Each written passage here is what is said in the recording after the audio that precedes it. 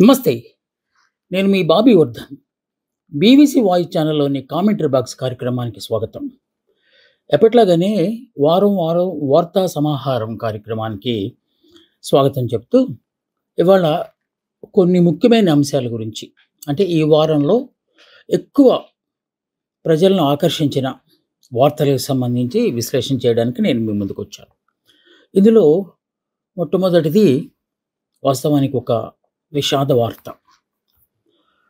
అది తమిళనాడులో జరిగింది. టీవీకే అనే ఒక రాజకీయ పార్టీని ప్రారంభించి, ఆ రాష్ట్రంలో జన సునామీని సృష్టిస్తున్న విజయ్ అనేక ప్రాంతాల్లో సమావేశాలు నిర్వహిస్తున్నారు. అక్కడకు లక్షలాది మంది జనం హాజరవుతున్నారు. అది సినిమాల్లో అతని నటనకున్న క్రేజ్ కావచ్చు, లేకపోతే ప్రత్యామ్నాయం కోసం తమిళనాడు ప్రజలు ఆలోచిస్తున్నారనే లక్ష్యమైనా కావచ్చు. కాకుంటే చాలా చోట్ల ఇప్పటికీ తన బల నిరూపణ చేయడం కోసం విజయ్ ఈ బహిరంగ సమావేశాలు ఏర్పాటు చేశారు. ఆ మధ్య మధురైలో నిర్వహించిన చోట కూడా లక్షలాది మంది జనం అక్కడొచ్చారు. అక్కడ కూడా కొంత తొక్కిసలాట జరిగింది. కాకుంటే మరణాల సంఖ్య మాత్రం పరిమితంగా, అంటే ఒక్కరు మాత్రమే చనిపోయారు. ఇప్పుడు కరూర్‌లో తాజాగా నిర్వహించిన ఈ ఈ సెప్టెంబర్ నెలాఖరులో నిర్వహించిన బహిరంగ సభలో దాదాపు 40 మంది ప్రాణాలు కోల్పోయారు. 400 మంది దాకా క్షతగాత్రులయ్యారు. ఏమిటి ఇదంతా? ఎందువల్ల జరిగింది ఈ ఈ దుర్ఘటన అంటే, దాని మీద రకరకాల కథనాలు వస్తున్నాయి. కుట్రపూరితంగా జరిగిందని కొంతమంది, రాజకీయ దురుద్దేశాలతో జరిగిందని ఇంకొంతమంది రకరకాల కారణాలను చెప్తూ ఉన్నారు. అయితే మధ్యాహ్నం రావాల్సిన విజయ్ సాయంత్రం 7 గంటలు, అంటే దాదాపు 10 గంటలు ఆలస్యంగా ఆ సమావేశానికి రావడంతో ఎదురు చూసిన జనం వారు రాగానే ఇంకా ఆవేశాన్ని తట్టుకోలేక ముందుకొచ్చారు. అందువల్లనే ఈ ప్రమాదం జరిగిందని చెప్తున్నారు. విజయ్ ప్రసంగించిన ప్రతి చోట ఒక ప్రత్యేక వాహనంలో వస్తాడు. మనం సినిమాల్లో క్యారవాన్ అంటాం కదా, అలాంటి వాహనాన్ని తయారు చేసుకుని వచ్చి మధ్యలో విశ్రాంతి తీసుకొని దాని పైనుంచే వచ్చి మాట్లాడతారు. విజయ్ వాహనం రావడంతోనే జనం అందరూ దాని వైపు పరుగులు పెట్టారు. అప్పుడు ఆ జనవాహినిలో బస్సు చిక్కుకుంటుంది. ఆ తర్వాత విజయ్‌కి ప్రమాదం ఏర్పడుతుందనే ఉద్దేశంతో ఆ జనాల్ని ప్రక్కకు పంపించడానికి పోలీసులు అంతా లాఠీ చార్జ్ చేయాల్సొచ్చింది. లాఠీ చార్జ్ చేస్తున్నప్పుడు ఒకవైపు నుంచి మరోవైపుకు ప్రజలందరూ వెళ్తున్న నేపథ్యంలో ఈ తొక్కిసలాట జరిగింది. అందువల్లనే ఈ ప్రమాదం ఏర్పడి 40 మంది ప్రాణాలు కోల్పోయారని ఒక కథనంగా వినిపిస్తోంది. కేవలం 10,000 మందికి మాత్రమే మేము అనుమతినిచ్చాము. కాకుంటే లక్షలాది మంది జనం వారు సేకరించారు. అందువల్లనే ప్రమాదం జరిగిందని పోలీసులు అంటున్నారు. సో విజయ్ సభలకు జనం ఎంతగా వస్తున్నారో పోలీసులు ఊహించకపోవటమే ఈ ఈ ప్రమాదానికి కారణమని మరోవైపు ఇంకొక వాదన కూడా వినిపిస్తూ ఉంది. గతంలో మదురైలో మరో చోట జరిగిన చోట కూడా మినిమం 4 లక్షలు, 5 లక్షల జనాలు వస్తున్నప్పుడు 10,000 మందికి మాత్రమే అనుమతి ఇచ్చామని పోలీసులు చెప్పడం విడ్డూరంగా ఉందని ఇంకొంతమంది వాదిస్తున్నారు. సో ఇంతకు ఈ దుర్ఘటన జరిగినప్పుడు విజయ్ అక్కడ లేరు. విజయ్ ప్రసంగించి ఆ తర్వాత జనాలు ఇది జరిగిందని ఇంకొక వాదన కూడా వినిపిస్తూ ఉంది. ఉదయం 9 గంటలకు, ఎందుకంటే 12 గంటలకు సమావేశం అని చెప్పినప్పుడు 9 గంటల నుంచే జనం అక్కడికి రావటం మొదలుపెట్టారు. ఉదయం 9 నుంచి సాయంత్రం 7 గంటలకు గానీ విజయ్ రాలేదు. అప్పటిదాకా వెయిట్ చేసిన వాళ్లకు ఆల్మోస్ట్ నీరసం, నిస్సత్తువ వచ్చి ఉంటుంది. సో వచ్చిన వెంటనే ముందు మేమే దర్శనం చేసుకోవాలి, ఎందుకంటే దైవంగా భావిస్తున్నారు ఆయన. చేయాలనే ఉద్దేశంతో ఉరుకులు పరుగులతో ముందుకు రావడంతో ఈ ప్రమాదం ఏర్పడింది. సో వెంటనే సహాయక చర్యలు ప్రారంభించింది తమిళనాడు ప్రభుత్వం. దీని మీద దర్యాప్తు చేయడానికి ఒక జడ్జి, హైకోర్టు జడ్జి గారితో ఒక దర్యాప్తు బృందాన్ని కూడా వేశారు, నిగ్గు తేల్చమని. ఎందుకంటే ఎవరు దోషులు అనే విషయం మీద, ఎందుకంటే రకరకాల నిందారోపణలు వస్తున్నాయి కనుక. కాకపోతే టీవీకే పార్టీ మాత్రం ఒక వాదన చేస్తూ వచ్చింది. ఇది కావాలనే మా రాజకీయ పార్టీ ఎదుగుదలను చూడలేక స్టాలిన్ ప్రభుత్వము ఇలాంటి అన్నీ సృష్టిస్తోంది అని చెప్పి వాళ్ళు చెప్తున్నారు. పోలీసులకి ముందుగానే తెలియదా విజయ్ సభలకు గతంలో ఎంతమంది వచ్చారో ఇప్పుడు ఎంతమంది వస్తారో అని వాళ్ళు కూడా ఎదురుగా ఒక కేసు వేశారు హైకోర్టులో. ఎందుకంటే ఇది మా తప్పిదం కాదు, కేవలం ప్రభుత్వం కుట్ర, పోలీసుల వైఫల్యం అనే కోణంలోంచి వేసి వాళ్ళు సిబిఐ దర్యాప్తునే ఏకంగా డిమాండ్ చేస్తున్నారు. అంటే వాస్తవాలు వెలుగులోకి రావాలంటే ప్రభుత్వ ఆధీనంలో ఉన్న సంస్థలు కాకుంటే ప్రభుత్వం వేసింది కూడా ఒక హైకోర్టు జడ్జి గారు గనక మా దర్యాప్తు నివేదిక సజావుగానే వచ్చే ఆస్కారం ఉంది. సో సినిమా నటుల మీద ఉన్న అభిప్రాయం లేకపోతే ప్రేమను ఈ విధంగా చావులకి దారి తీసుకోకూడదని చెప్పి చాలామంది విజ్ఞప్తి చేస్తున్నారు. సో మనం కూడా అదే భావించాలి. ఎందువల్లనంటే సినిమాల్లో చేసే నటన వేరు, రాజకీయాల్లోకి వచ్చిన తర్వాత రాణిస్తారో లేదో తెలియని అంశాలు మనకు గతంలో కూడా చాలా జరిగినాయి. సో కనుక విజయ సభలకు వచ్చేవాళ్ళు కాస్తంత సంయమనం పాటిస్తే బాగుంటుంది. ఎందువల్లనంటే ఆయన ఒకవేళ రాజకీయాల్లో నెగ్గితే మీకు సేవ చేయడానికి వస్తారు కనుక ఇప్పుడు ఆయన ప్రత్యక్షంగా తాకటం లేకపోతే చేరువుగా వెళ్ళి చూడటం అనే సాహసాలు మాత్రం చేయొద్దు అని మాత్రం మనం చెప్పగలం. ఇది ఒక ప్రధానమైన అంశంగా వార్తల్లో హల్చల్ చేసింది. ఇక రెండో అంశం సంబంధించి మళ్ళా ట్రంప్ దగ్గరకే మనం వెళ్ళాల్సి వస్తుంది. ఈసారి ట్రంప్ చేస్తున్న విచిత్ర విన్యాసాలు ఇతర దేశాలను బెంబేలు పెట్టిస్తున్న మాట అలా ఉంచితే ఇప్పుడు అమెరికా పెద్ద ప్రమాదంలో పడింది ఆయన చేష్టల వల్ల. సో బిడిగా సుంకాలు విధించటం, ప్రక్క దేశాలను తన చెప్పు చేతులకు తీసుకురావడం కోసం పన్నుల ద్వారా వాళ్ళని బెదిరించటం, ఇలా చేస్తూ వచ్చిన ట్రంప్ ఈసారి ఆర్థిక అంశాల పట్ల కాస్తంత వెనక తగ్గాల్సిన పరిస్థితి వచ్చింది.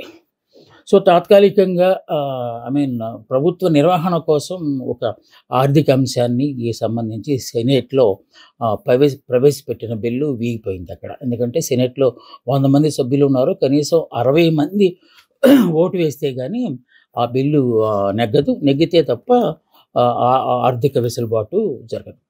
సో అది జరగలేదు. సెనేట్లో 55 మంది మాత్రమే ట్రంప్కి అనుకూలంగా లేకపోతే వారు ప్రవేశపెట్టిన బిల్లుకు అనుగుణంగా అయితే దాంతో షట్డౌన్ రావటం అనేది జరిగింది. షట్డౌన్ వస్తే జరిగేది ఏంటంటే ఒకవేళ నిజంగా షట్డౌన్ సీరియస్గా ఉంటే ప్రభుత్వం పడిపోయే ఆస్కారం కూడా ఉంది. ఎందుకంటే సెనేట్ కూడా అక్కడ చాలా కీలకమైన పాత్ర వహిస్తూ ఉంటుంది. మనకి ఇక్కడ కటాన్ మోషన్ అంటారు. బడ్జెట్ ప్రవేశపెట్టినప్పుడు కోత తీర్మానం పెడతారు కదా.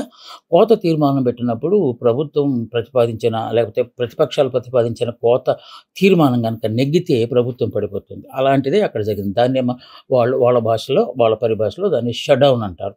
షట్డౌన్ వేయటం వల్ల ఈ నెల జీతాలు ఎవరికి రాలేదు. లక్షల మంది 24 లక్షల మంది ఉద్యోగుల తాలూకు భౌతవ్యం అంతా అంధకారంలోకి వెళ్ళిపోయింది ట్రంప్ విచిత్ర విన్యాసాల వల్ల. ఎందువల్లనంటే ట్రంప్ తీసుకుంటున్న నిర్ణయాలు సెనేట్ సభ్యులకు అసలు ఏమాత్రం ఇష్టం లేదు. ఎందుకంటే అమెరికా పరుగుని ప్రపంచ దేశాల మధ్య ఈ ట్రంప్ తీస్తున్నారు కనుక మనకి ఎలాంటి పరిస్థితి వచ్చింది అని చెప్పి అమెరికన్ ప్రజలు అనుకుంటున్నారు. అది కూడా మనకి ఇప్పుడు కనపడింది. ఈ సుంకాల పరంపర కొనసాగుతూనే ఉన్నది. సినిమాల మీద ఈసారి విదేశాల నుంచి వచ్చే సినిమాల మీద 100% సుంకం విధించారు. అదొక విచిత్రమైన చేష్టగా అక్కడ ప్రజలు భావిస్తున్నారు. ఎందువలనంటే విదేశాల నుంచి ఇప్పుడు మొత్తం ప్రపంచవ్యాప్తంగా సినిమాలు రిలీజ్ అవుతాయి. మన సినిమాలు కూడా ఓవర్సీస్ పేరుతో అన్ని దేశాల్లో రిలీజ్ అవుతాయి. సో అలాంటిప్పుడు అక్కడ కూడా మన నటీనటుల తాలూకు అభిమానులు ఉంటారు కనుక అక్కడ థియేటర్లో రిలీజ్ చేస్తే మార్కెట్ బాగానే ఉంటుంది. ఇప్పుడు 100% సుంకాలు పెంచడం వల్ల మన సినిమాల మీద కూడా ఆ ప్రభావం, ముఖ్యంగా దక్షిణాది సినిమాల మీద కూడా ఆ ప్రభావం పడే ఆస్కారం ఉంది.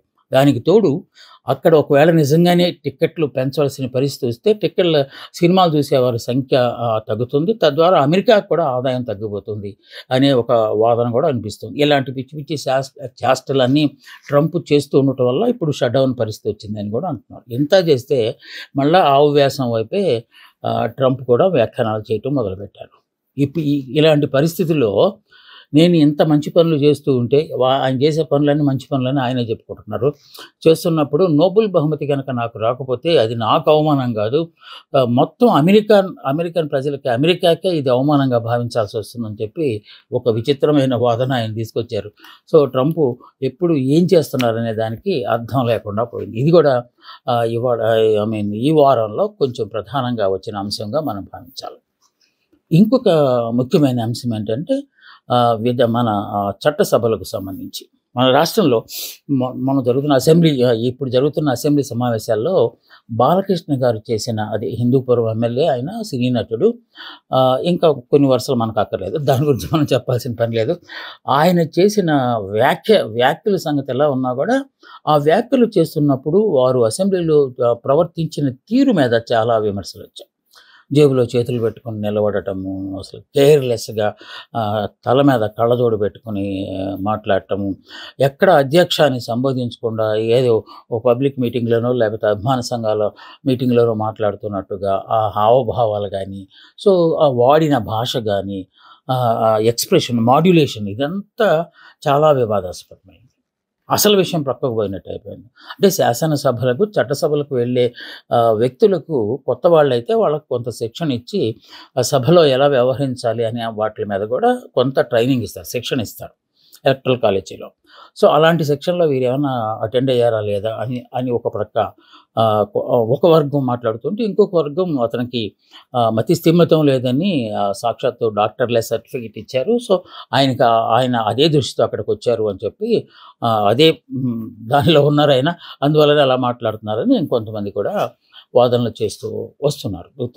ఇక జాతీయంగా ఉన్న చిరంజీవి అభిమాన సంఘం ఆయన వ్యాఖ్యల మీద కోర్టులో కేసు వేయడానికి సమాయత్తమైనప్పుడు, సాక్షాత్తు చిరంజీవి గారే అలాంటిదేం వద్దు, ఇక ఆ విషయం మర్చిపోండి మీరు అని చెప్పి చాలా హుందాతనంతో ఆయన కేసు పెట్టనీయకుండా ఉన్నారు. అయితే అభిమాన సంఘాలు మాత్రం హెచ్చరికలు జారీ చేశారు.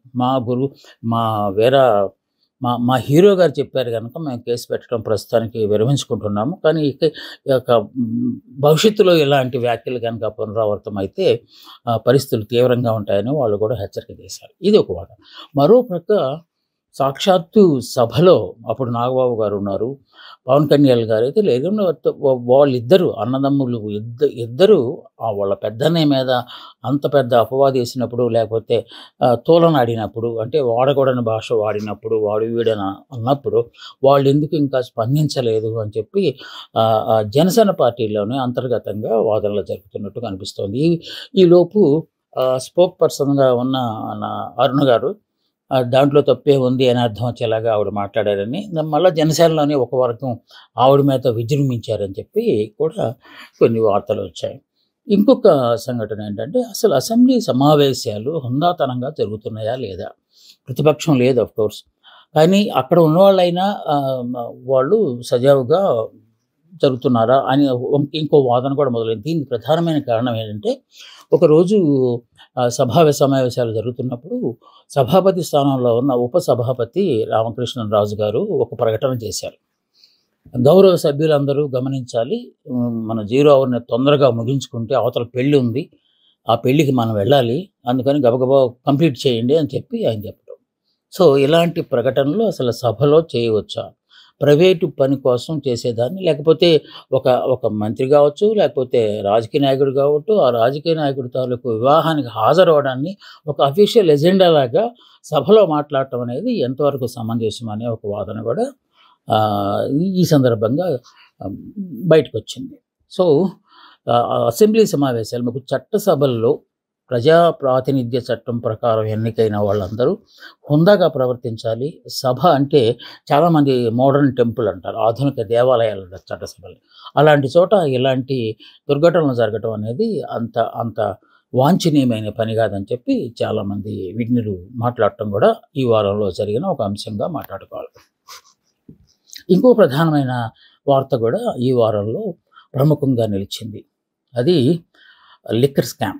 మన రాష్ట్రంలో లిక్కర్ స్కామ్ దాదాపు 5-6 మాసాల నుంచి, అంటే కూటమి ప్రభుత్వం వచ్చిన దగ్గర నుంచి లిక్కర్ స్కామ్ దాని మీద ఒక ప్రత్యేక దర్యాప్తు బృందం సిట్ను వేయటం, వాళ్ళు ఒకళ్ళను బుక్ చేసి తీసుకెళ్ళి జైల్లో పెట్టేయటం, సాక్ష్యాలను బేస్ చేసుకొని లేకపోతే వాంగ్మూలాలను బేస్ చేసుకొని తీసుకెళ్ళి జైల్లో పెట్టడం అనేది జరుగుతూ వచ్చింది. ధనంజయ రెడ్డి, బాలాజీ గోవిందప్ప, ఇలాంటి వాళ్ళందరూ, కృష్ణమోహన్ రెడ్డి, ఇలాంటి వాళ్ళని పెట్టారు. అఫ్కోర్స్ తాజాగా మిథున్ రెడ్డిని పెట్టారు. మిథున్ రెడ్డిని అరెస్ట్ చేసి దాదాపు 71 రోజులైంది. 71 రోజులైన తర్వాత ఆయన ఆ మధ్యలో ఒకసారి బెయిల్ సంపాదించారు. ఆ బెయిల్ మాత్రం అధికారికంగా ఉపరాష్ట్రపతి ఎన్నికల్లో పాల్గొనడానికి వీలుండేలాగా ఆయన బెయిల్ తెచ్చుకున్నారు. మళ్ళీ వెంటనే అరెస్ట్ అయిపోయారు. సో, ఈ మధ్య ఆయనకు బెయిల్ మంజూరు చేశారు. బెయిల్ మంజూరు చేసినప్పుడు వైఎస్ఆర్ కాంగ్రెస్ శ్రేణులు పండగ చేసుకున్నారు. ఇది ఏదో సాధించిన విజయంలాగా వాళ్ళు భావించారు. కాకుంటే ఇక్కడ అనేక ప్రశ్నలు తలెత్తుతున్నాయి. అతనికి బెయిల్ మంజూరు చేసే ముందు ఈ పోలీసులు గానీ, లేకపోతే ప్రత్యేక దర్యాప్తు బృందం సిట్ గానీ ప్రాసిక్యూషన్ సరిగ్గా నిరూపించలేకపోయింది. అందువల్లనంటే ఎలాంటి సందర్భాల్లో బెయిల్ నిరాకరిస్తారంటే, ఈ వ్యక్తికి గనక బెయిల్ ఇస్తే బయటికెళ్తే ఆయన సాక్షులను ప్రభావితం చేస్తాడు కనుక అతనికి బెయిల్ ఇవ్వద్దు అనే వాదనను గనక బలంగా వినిపించగలిగితే అప్పుడు మాత్రమే బెయిల్ నిరాకరిస్తారు.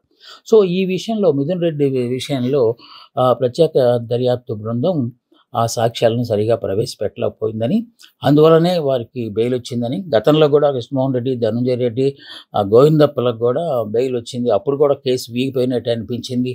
ఇన్నాళ్ళు కూటమి ప్రభుత్వం కానీ, లేకపోతే కూటమి ప్రభుత్వాన్ని సమర్థించే మీడియాలో కానీ వచ్చిన కథనాలన్నీ అబద్ధాల, ఎందువల్ల వీళ్ళందరికీ బెయిల్ వస్తుంది అని చెప్పి, బెయిల్ అనేది తాత్కాలికంగా ఇచ్చే ఉపశమనమే తప్ప అది పూర్తిగా విడుదల చేసినట్టు కాదని ఇంకొక వర్గం కూడా వాదిస్తూ వచ్చింది. ఏదేమైనా ఇప్పుడు ఇంకా చెవిరెడ్డి భాస్కర్ రెడ్డి, అలాగే సజ్జల శ్రీధర్ రెడ్డి, రాజ్ కసిరెడ్డి వీళ్ళు ఇంకా జైల్లోనే ఉన్నారు. అంటే వాళ్ళను కీలక వ్యక్తులుగా కూడా భావిస్తున్నారు. వాళ్ళ ద్వారా మరింత దర్యాప్తు ముందుకు వెళ్ళి ఇంకా అసలు చేప ఏదైతే పెద్ద చేప అని వీళ్ళు అంటున్నారు ఇన్నాళ్ళ నుంచి, ఆ చేపను పట్టుకునే అవకాశం ఉందా, లేకపోతే వీళ్ళకి వచ్చినట్టే ఇప్పుడు వచ్చిన వాళ్ళందరికీ బెయిల్ వచ్చినట్టే మిగతా వాళ్ళకి కూడా బెయిల్ వస్తే ఈ కేసు సంగతి ఏం కావును అని కూడా జనాల్లో వాదోపవాదాలు జరుగుతున్న ఒక వార్త ఈ వారంలోనే సంచలనంగా మారింది.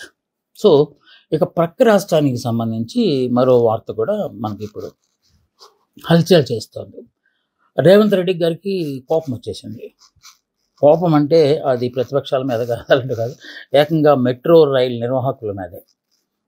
హైదరాబాద్ ఫేజ్ 1 మెట్రో రైల్ని ఎల్ఎన్టీ వారు నిర్వహిస్తున్నారు. అది పీపీపీ పద్ధతిలో, అంటే పబ్లిక్ ప్రైవేట్ పార్ట్నర్షిప్ ఒప్పందం ప్రకారం దాన్ని నిర్మించారు. 13,000 కోట్ల రూపాయల దాకా ఖర్చు పెట్టారు. దానికి ఇన్నాళ్ళ నుంచి నడుస్తూ ఫేజ్ 1 అన్నారు దాన్ని. అది దాదాపు 70 కిలోమీటర్ల వరకు ఉంటుంది.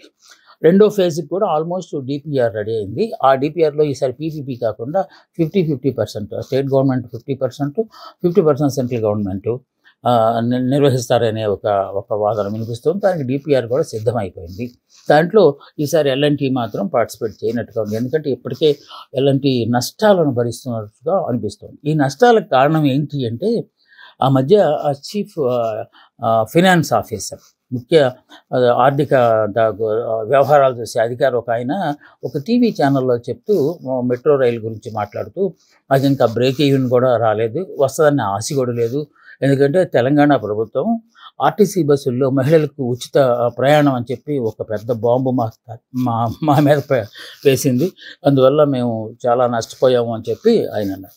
దాన్ని రేవంత్ రెడ్డి గారు వేరేగా తీసుకున్నారు. అంటే తాము పెట్టిన ఉచిత బస్సు ప్రయాణము ఆ పథకాన్ని ఆయన హేళన చేశారు అన్నట్టుగా ఆయన అనుకుని, ఆయన కూడా ఇంకొక టీవీ ఛానల్లో మాట్లాడుతూ అదంతా తప్పది, మహిళలకు ఉచితంగా బస్సు ప్రయాణం చేస్తే మెట్రో రైలుకి దెబ్బలు తగలటం, మెట్రో రైలుకి బాధలు రావటం ఏంటి, ఇదంతా తప్పు అని చెప్పి అప్పుడే ఆయన మనసులో నిర్ణయించుకున్నారు. ఇప్పుడు అది సాకారం చేశారు. దసరాకి ముందు ఈ ఒప్పందం చేసుకున్నారు. అంటే పూర్తిగా తెలంగాణ ప్రభుత్వమే మెట్రో రైలు నిర్వహణను స్వాధీనం చేసేసుకుంది. దాదాపు 2,000 కోట్ల రూపాయలు చెల్లించేదానికి ఒక సుముఖంగా ఉన్నట్టుగా కూడా అగ్రిమెంట్ చేసుకుంది. ఆ అగ్రిమెంట్ ప్రకారం ఇక నుంచి మెట్రో రైల్ నిర్వహణ, ఫేజ్ 1 నిర్వహణ రాష్ట్ర ప్రభుత్వమే చూసుకుంటుంది. ఎల్ఎన్టీకి ఎలాంటి సంబంధం లేని పరిస్థితి వస్తుంది. మనం ఇందాక చెప్పుకున్నట్టు ఈసారి ఫేజ్ 2 మెట్రో రైలు ఉంది కదా, దాన్ని హైదరాబాద్ ఎయిర్పోర్ట్ మెట్రో లిమిటెడ్ అని చెప్పి ఒక ఆర్గనైజేషన్ ద్వారా దాన్ని చేస్తారు. 50% ఇందాక చెప్పినట్టు ఈసారి సెంట్రల్ గవర్నమెంట్ కూడా దాంట్లో, ఎందుకంటే ఎయిర్పోర్ట్కి కనెక్టివిటీ ఇస్తున్నారు. ఇప్పుడు శంషాబాద్ ఎయిర్పోర్ట్కి హైదరాబాద్ నుంచి, సికింద్రాబాద్ నుంచి శంషాబాద్కి కనెక్టివిటీ ఇస్తారనమాట. సో ఎయిర్పోర్ట్ అనేది సెంట్రల్ గవర్నమెంట్ ఆధీనంలో ఉంటుంది కనుక దానికి కూడా కనెక్షన్ ఇస్తున్నారు కనుక 50% ఆర్థిక వ్యయాన్ని కేంద్ర ప్రభుత్వమే భరించేదానికి దీనికి అంగీకారం కుదిరింది. దీనికి ఆల్మోస్ట్ డిపిఆర్ కూడా రెడీ అయిపోయింది. ఇంకా ఎప్పుడైనా సరే ఆ మెట్రో రైల్ ఫేజ్ 2 దశ మొదలయ్యే ఆస్కారం ఉంది. దీనివల్ల ఆల్మోస్ట్ 60-65 కిలోమీటర్లు కూడా మళ్ళా కలిసొచ్చే ఆస్కారం ఉందని చెప్పి కూడా ఒక వార్త వచ్చింది. సో, ఇవి ఈ వారంలో వచ్చిన కొన్ని ప్రధానమైన అంశాలు. నేను చెప్పినట్టు చాలా ప్రధానమైన అంశాలున్నాయి.